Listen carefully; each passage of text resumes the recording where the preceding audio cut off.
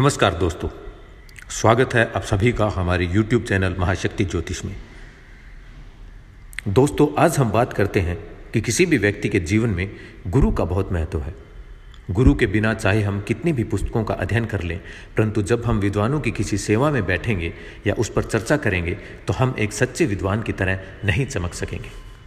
ठीक उसी प्रकार जिस तरह एक नाजायज़ औलाद को किसी तरह की प्रतिष्ठा नहीं मिलती है, यदि हम किसी से मदद लेते हैं तो हमें इसका कर्ज चुकाना चाहिए। यदि कोई व्यक्ति हमारे साथ किसी तरह की कोई दुष्टता करता है तो उसके साथ दुष्टता करने में हमें कोई पाप नहीं लगता है।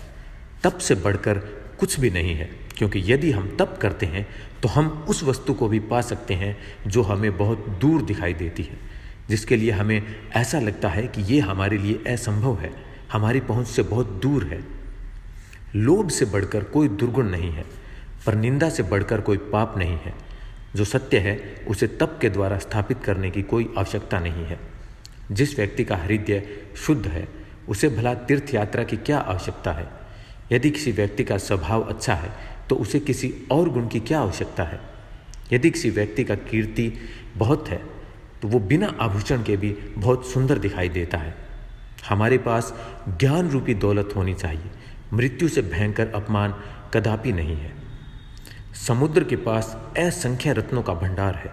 समुद्र को शंख का पिता कहा जाता है और ऐसा भी कहा जाता है कि शंख की बहन देवी लक्ष्मी है। परंतु ये भी देखा जाता है जो व्यक्ति दर दर जाकर भीख मांगते हैं उनके हाथ में भी शंख होता है। तो इससे हम इस बात का अंदाज़ा लगा सकते हैं कि जिस व्यक्ति ने पहले कभी दिया है उसे ही मिलेगा। जब व्यक्ति में शक्ति बहुत कम रह जाती है तो वो साधु बन जाता है। जिस व्यक्ति के पास दौलत नहीं रह जाती वो ब्रह्मचारी बनने का निर्णय लेता है। जब कोई औरत बूढ़ी हो जाती है तो वो अपने पति के प्रति और अधिक समर्पित हो जाती है। जैसा कि हम जानते हैं, सांप जीभ में विष रखता है, कीड़े के मुंह में विष भरा होता है, बिच्छू के डंक में विष विद्यमान है, परंतु दुष्ट व्यक्ति तो पूरा ही विषाक्त होता है।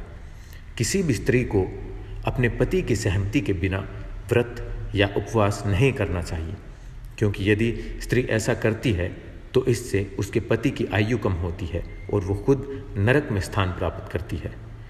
यदि कोई स्त्री अपने पति के चरणों को धोकर उसका पान करती है तो वो उतनी पवित्र हो जाती है जितना कि वो दान देकर या उपवास रखकर नहीं होती।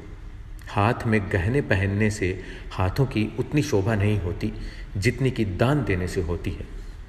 यदि कोई व्यक्ति चंदन का लेप लगाए तो उसे निर्मलता प्राप्त नहीं होती, बल्कि निर्मलता प्राप्त करने के लिए जल से स्नान करने की आवश्यकता होती है। यदि आप किसी व्यक्ति को संतोष प्रदान करना चाहते हैं तो उसे ये सम्मान दें और इस बात पर ध्यान दें कि आप मुक्ति चाहते हैं तो आपको अपने अंदर आध्यात्मिक ज्ञान को जगाना होगा, ना कि बाहरी रूप से अपने को सजाना होगा। जिस व्यक्ति में सभी जीवों के प्रति परोपकार की भावना है वो सभी संकटों को आसानी से पार कर जाता है और ऐसे व्यक्ति को हर तरह की संपन्नता की प्राप्ति होती है।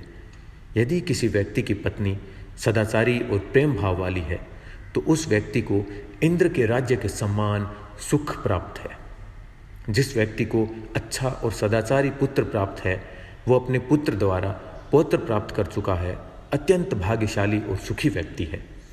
मनुष्य और उसके निम्न स्तर के कुछ प्राणियों में खाना, सोना, गमन करना और घबराना ये सब बातें समान रूप से पाई जाती है, परंतु ज्ञान और विवेक की वजह से मनुष्य श्रेष्ठ माना जाता है।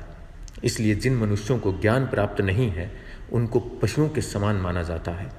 हमारे आसपास कुछ ऐसे व्यक्ति हैं जो कभी दूसरों का दर्द नहीं समझते हैं, जैसे कि वेश्या, राजा, यमराज, चोर, अग्नि, छोटा बच्चा, कर वसूलने वाला और भिखारी।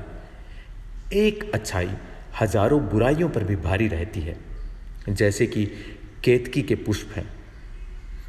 केतकी के पुष्प में हजारों कीड़े रहते हैं और उससे ऐसा कोई फल नहीं बनता जिसे खाया जा सके।